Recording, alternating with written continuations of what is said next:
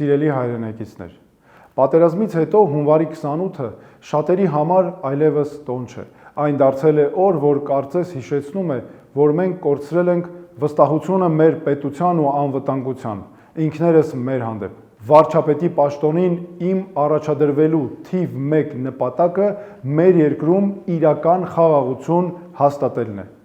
Բոլորս գիտենք, որ խաղաղությունը կարող է երաշխավորված լինել այն դեպքում, երբ ուժեղ ես, երբ կարող ես պաշտպանել ինքդ քեզ։ Այն խաղաղությունը, որը կախված է ուրիշի կամքից կամ թելադրած պայմաններից, խաղաղություն չէ։ Եթե ուզում ենք իրական ու ապահով խաղաղություն, պետք է լինենք ուժեղ, ունենանք բանակ, որին վստահում են քաղաքացիները,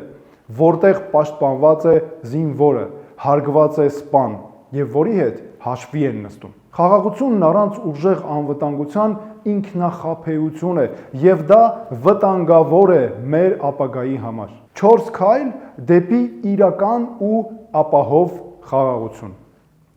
Իմ առաջին քայլը որպես վարչապետ կլինի ստեղծել ռազմական բարեփոխումների հանձնաժողով, որը կմիավորի Հայաստանի եւ աշխարհի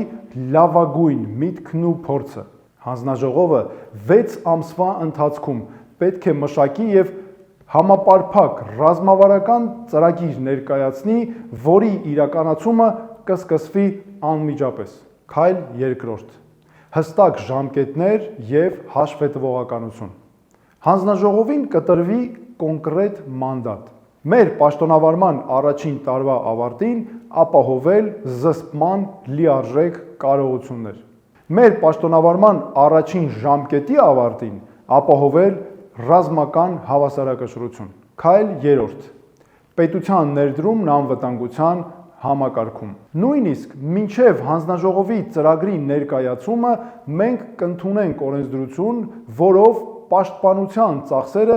երբեք չեն կարող լինել Հայաստանի համախառն ներքին արդյունքի, այսինքն ՀՆԱ-ի 8%-ից ցածր։ Սա նշանակում է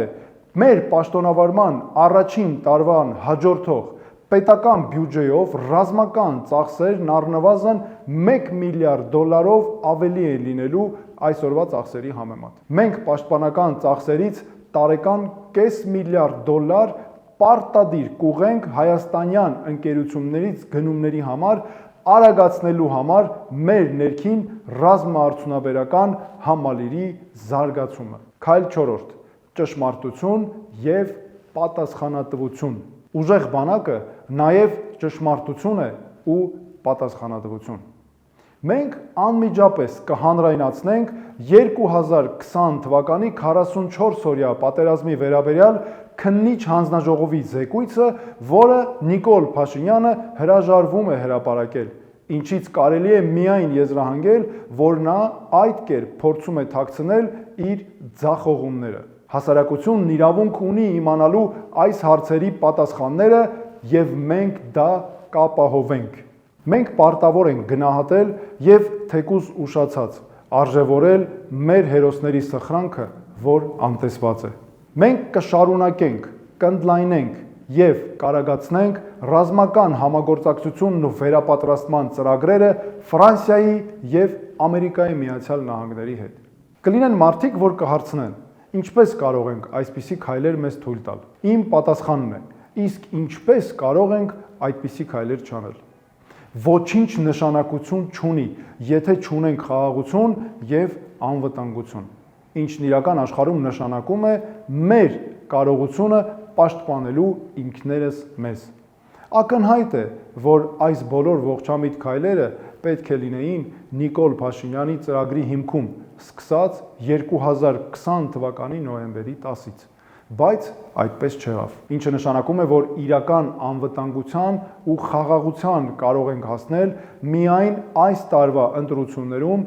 նոր վարչապետ ընտրելով։ Մենք պատասխանատու ենք մեր քաղաքացիների առաջ, խոնարհվում ենք մեր հերոսների սուրբ հիշատակի առաջ եւ պարտական ենք նրանց ընտանիքներին։ Շնորհավոր հայոց բանակի օրը։